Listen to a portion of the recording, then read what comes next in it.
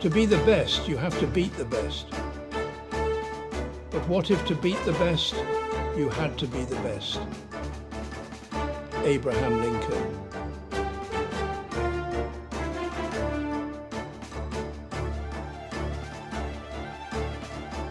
Rules for the run. Except for the Asylum Demon, enemies can only be killed with boss drops. This includes weapons made from boss souls. After a boss is killed, all equipment must be discarded.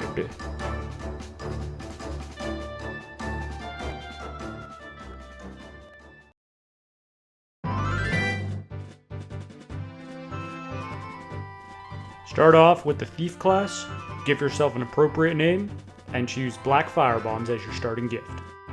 It's important to choose the Black Firebombs, since the Asylum Demon has to be killed during the first meeting. Of course, you could always kill with a broken straight sword, but that just sounds like a giant waste of time. Anyways, that'll get us the Demon's Great Hammer, our first boss weapon. Unfortunately, right now, the Demon's Great Hammer is slow, clunky, and we can't even use it. F rating.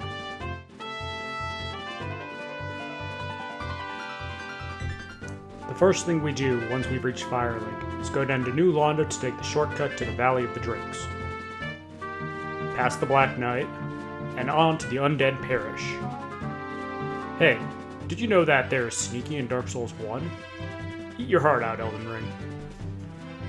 New players to Dark Souls might recognize this as one of the most sneakily difficult areas in the early game. Of course, for a veteran player like us, there's no issue. Just run through, run back. I said run back through the rat. Oh, that's right. We can't attack right now, can we? Well, not to fear. I'm sure we'll do better on our second try. Damn it! Alright, we'll just headlong attack at him. I'm sure we'll get through that. So yeah, there's not a good way of actually getting through this room without attacking. If you go too slowly, you could get surrounded by the rats, and die a horrible death. If you go too fast, you might just be dumb and roll right off the edge. Or you could just be good like me, and just roll right past the guy.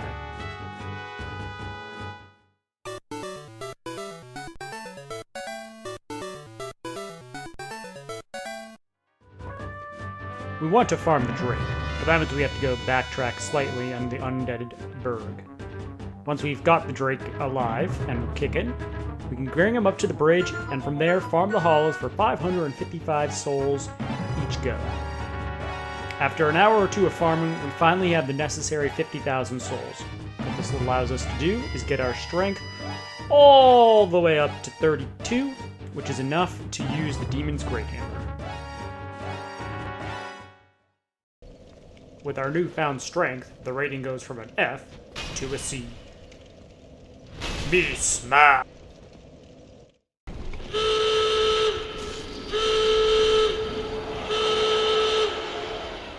Man your battle stations. There's a boss on the horizon in Sector C7.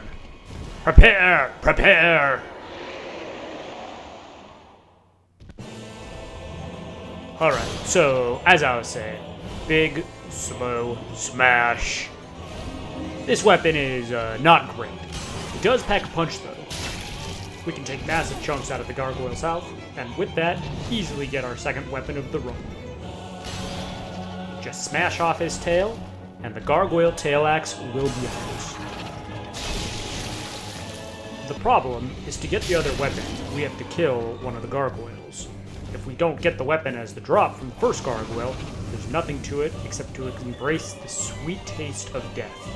No man is immortal, and no man can escape his fate.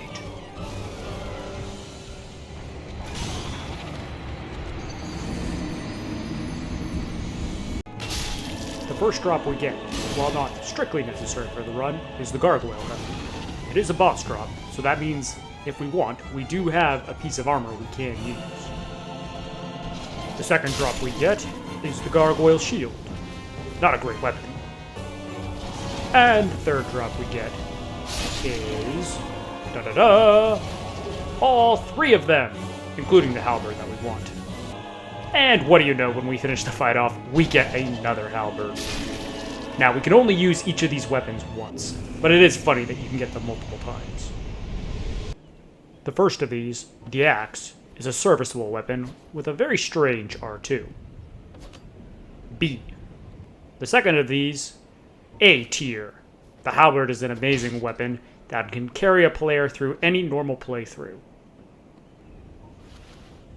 It's a shield. What do you think it was going to get? It's terrible. Don't attack with it. That's really not its job. After beating our second boss and discarding the Demon Great Hammer, we ring our first Bell of Awakening.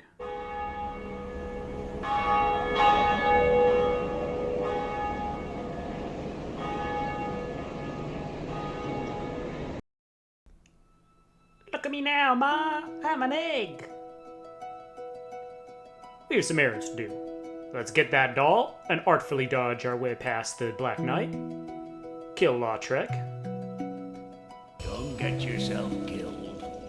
Kill off some Titanite demons. Say hi to the Taurus demons' footsies. And it's time for our next boss. Before entering the Fog Gate, I'd suggest making a save state of your current play. Why is that? Well, while the Capper Demon himself isn't too bad, he has a weapon that we desperately need for this run to be possible. And unfortunately, with 10 humanity, you only have a 10% chance to actually get the weapon to drop. It's a good thing this boss is so easy, right? I mean, could you imagine if this boss was difficult?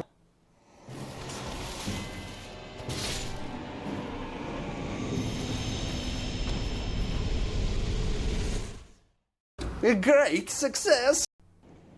The Demon Great Machete is a very good weapon. A little heavy, but it packs a wallop, and the R2 is just so much fun. After briefly stopping to grab an ember, we go on to our next boss, the Gaping Dragon. Just wait for him to do his charge attack, and it's very easy to go and grab the next weapon that we'll get, Dragon King Great Axe. Now you might think we're gonna kill this boss, but nope, homeward bound out. See, since the boss never died, we don't have to discard our current weapon. The Dragon King Great Axe, C tier. It requires far too much strength and is far too slow to be anything but a medium weapon. At this point, we're really starting to speed through the bosses. We use the Gargoyle Tail Axe on Quelaag, getting her soul in the process, although we can't do anything with it just quite yet. We ring the second bell.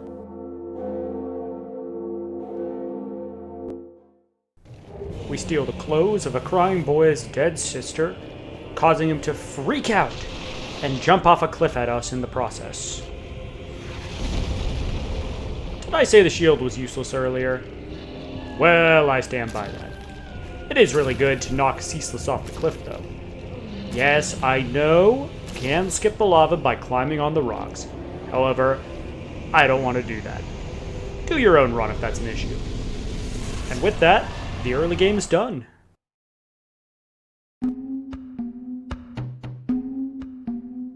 The mid-game starts off with Sen's Fortress.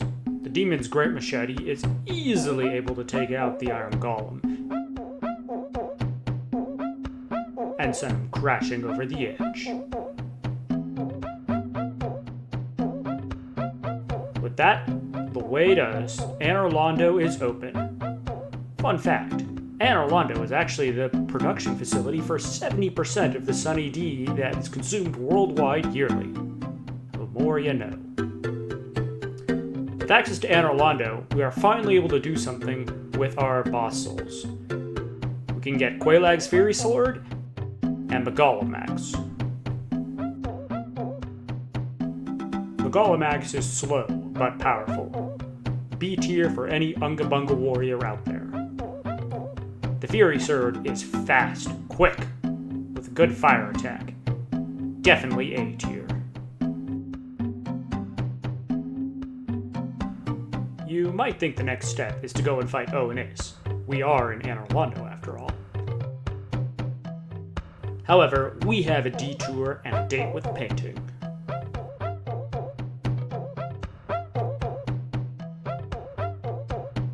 There's two main reasons we came to the painting now.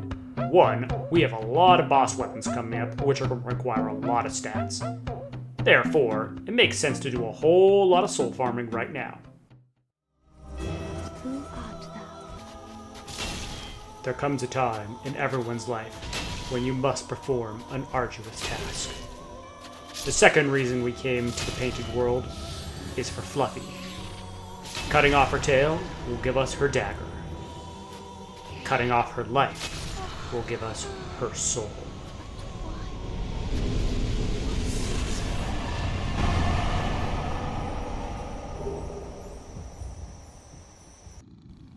Priscilla's scythe is spicy. It does a heck of a lot of bleed damage to enemies, but it also bleeds you, the player. B tier.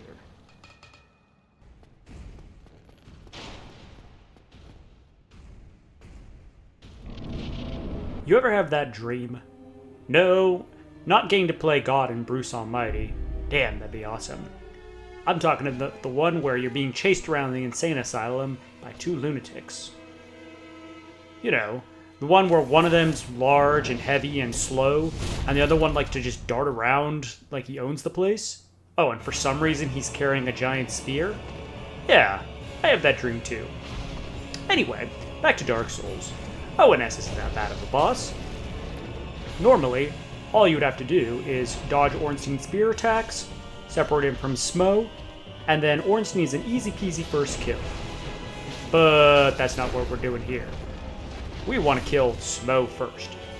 Killing Smo first gives us access to Super Ornstein, which will give access to the Lightning Spear, as well as the Leo Ring.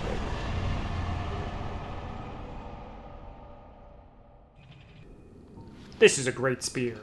A tier. The Dragon Slayer Spear has an imbued lightning effect, and, if need be, you can also do a projectile. After ONS, it's back to our errands. We get the Lord Vessel, kill the Hydra, kill the Golem imprisoning Dusk. Hello, gorgeous. Kill the good boy.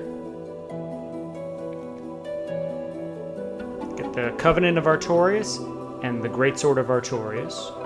Note, you want the non-cursed version of this weapon. A tier. I run into a slight problem when I finally start to use Priscilla's scythe. See, I may have the stats to use the weapon, but I don't have the endurance to avoid any blood loss. Every time I use the weapon, I'll bleed myself. After another hour of farming at the Drake Bridge, I finally get my endurance high enough so that I don't bleed myself after one hit. You know, just 2 hits. I was originally going to save this weapon for Seath, but since I can only do 1 hit without blood loss, I'll take out the second easiest boss left, Pinwheel. And now we get to use the dagger. I do not like this weapon. But we do get the Broken Pendant, and from there we can go to the DLC. Now, why are we going to the DLC? Well, there's not really anything in there that we need, except the first boss that we face has a tail cut. This is a whip. Whips in Dark Souls 1 are terrible. The only reason it's not F is because it's not a shield.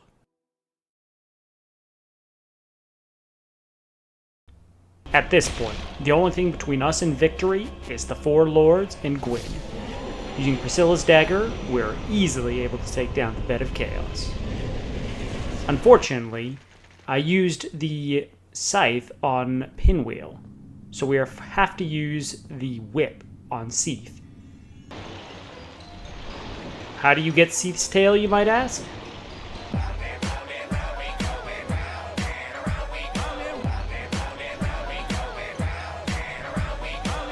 Yeah, it's kind of annoying. But once we manage to get the tail cut, the Moonlight Greatsword is ours. I actually died during this attempt, so I upgraded my whip to plus 12, and then I came back and kicked Seath's butt. 1 toothpick press at a time. Second Lord Soul is ours. S tier. Straight S tier. The Moonlight Greatsword is one of the best weapons in the game, and my personal favorite boss weapon. Gravelord Nido is next. It's important that we use the non-cursed version of the Artorias Greatsword. This lets us kill the skeletons, and they do not respawn. After that, it's a hop, skip, and a jump, and the Gravelord goes down. Third Lord Soul acquired.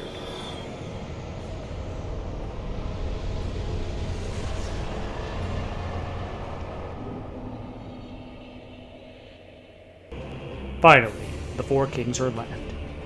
We upgrade our spear to +4, and we are just able to out DPS them. King 1 goes down, King 2 goes down, King 3 goes down, King 4 goes down, King 5 goes down?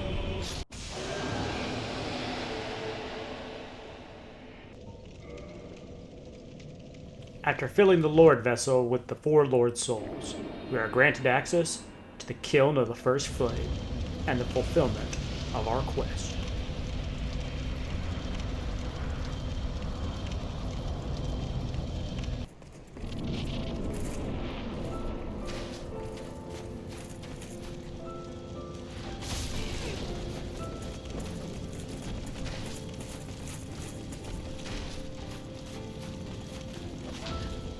Oh, there we go.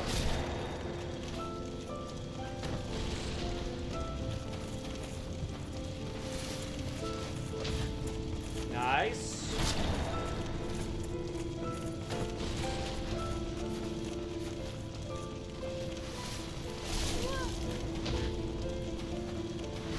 Okay.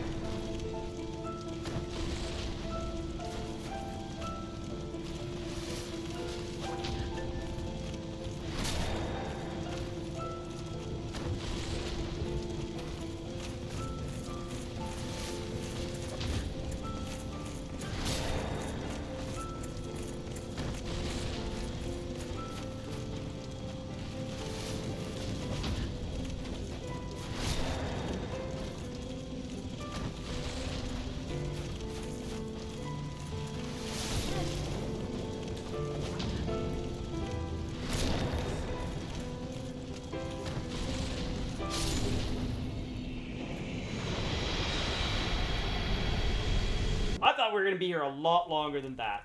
Okay then. Wow.